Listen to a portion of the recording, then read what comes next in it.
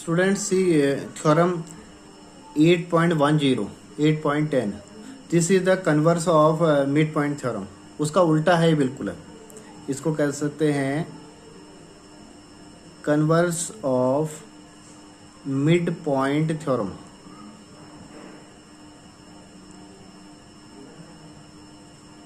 उसका उल्टा है, ऐसा भी कर सकते हैं. क्या स्टेटमेंट है? स्टेटमेंट देखिए, the line drawn through the midpoint of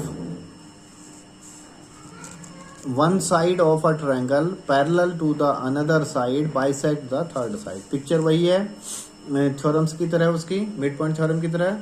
A B C जो है एक ट्रायंगल है, ये मिड पॉइंट दिया है और इसके पैरेलल है सेकंड साइड के, और थर्ड साइड को बाइसेक्ट करता है. ये आपको प्रूफ करना है. हमने लिख दिया, गिवन पॉइंट लिख दिया पहला कि ट्रायंगल ए बी सी कैसा है. ई मिड पॉइंट है ए बी का, ये मिड पॉइंट ले दिया तो दो इक्वल पार्ट हो गए ये और ये. और ई है पैरेलल बी सी, ये भी क्वेश्चन में गिवन है इस क्वेश्चन में. और आपने प्रूव करना है A F equal F C, ये आपने प्रूव करना है. अब ड्रॉ आपने C D parallel B A, पिछले क्वेश्चन की तरह इसके पैरेलल ड्रॉ कर दिया, और जो इसको बढ़ाने पर जो है यहाँ पर मिलता है, डी पर मिलता है, एक्सटेंड करने पर, इसको प्रोड्यूस करने पर ई पॉइंट पर मिलता है. तो यहाँ से क्या है, अब प्रूव करते हैं E F parallel B C. चलिए यहाँ देखिए, ये हो गया E F parallel B C. ये कहाँ, E F parallel B C question में गिवन है, given in question E F parallel B C. ठीक है जी. और इसी को आप जो है ई एफ को अगर पूरा ना लिखो, हाँ E F parallel B C लिख दिया, या इसको पूरा कर दो. पिछले क्वेश्चन में हम थोड़ा आधा कर रहे थे, उसमें कम कर रहे थे, अब इसको पूरी बढ़ा देते हैं. E D parallel B C, इसी को चेंज करके लिख दिया आपने. और you can write E F parallel to B C, और this is F E D, sorry this is E D. E D also be parallel to B C, and BE parallel CD, and BE parallel to CD.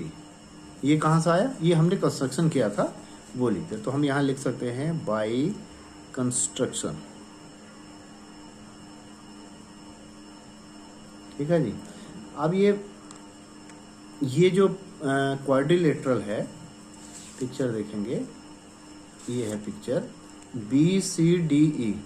ये देखो, ये वाली side parallel आपने दिखाई है, ये construction से किया है, तो ये पैरेललोग्राम बन गया, अपोजिट साइड पैरेलल होगी. Therefore quadrilateral B C D E is a parallelogram.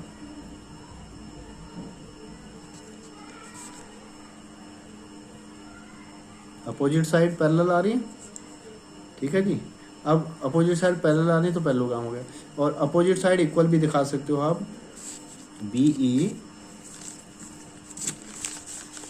क्या दिखा सकते हो, B E equal C D.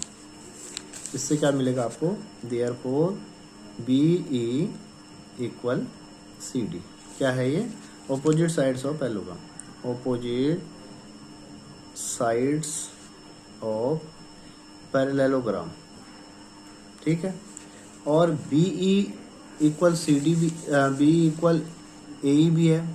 B equal तो यहाँ से ये दिखा दिया, और क्वेश्चन में दिया था ये मिड पॉइंट है, तो बी ई और ए ई भी इक्वल हैं. क्यों, गिवन है ये. But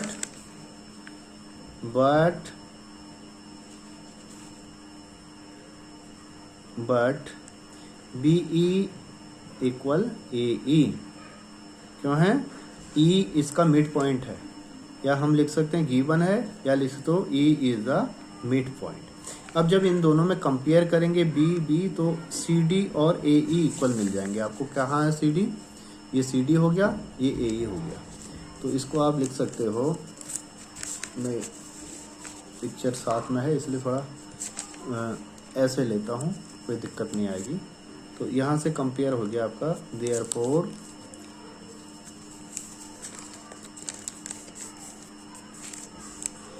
therefore A E equal C D. अब ये दो ले लेने हैं ट्रायंगल, ये और ये, इनको कॉन्ग्रुएंट करने की कोशिश करनी है। Now in triangle A E F and triangle C D F, ये दो ट्रायंगल ले लिए। एक तो जो प्रूव किया, पहले इसको लिख दो, ए ई इक्वल सी डी, इसको लिख सकते हो आप प्रूव्ड अबव, प्रूव्ड अबव।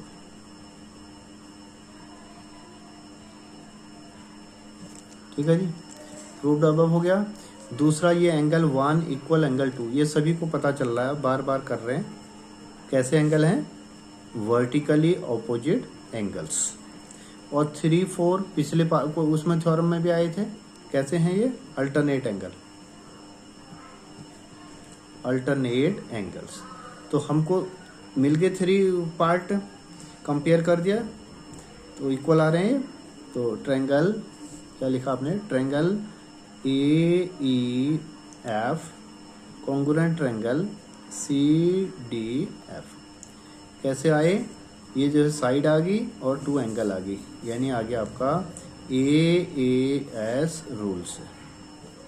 और अगर ये आगे तो आपकी जो ये थर्ड साइड है, ये थर्ड साइड के इक्वल कर सकते हो आप। देयरफॉर AF इक्वल DF या FD, यही आपको प्रूव करना था। ये आ गया बाई CPCT, ये प्रॉपर्टी लगाई आपने, इसके आधार पर ये हो गया। तो थर्ड साइड क्या आ गई कि line drawn through the mid point of one side of a triangle parallel to another side bisect the third. जो इसको बाइसेक्ट करा, 2 इक्वल पार्ट में बांट रहा है। तो ये क्वेश्चन हमारा, ये थ्योरम कंप्लीट हुई। तो ये दोनों थ्योरम, मिड पॉइंट थ्योरम और उसका कन्वर्स जो है, ये एक्सरसाइज 8.2 में यूज होगी।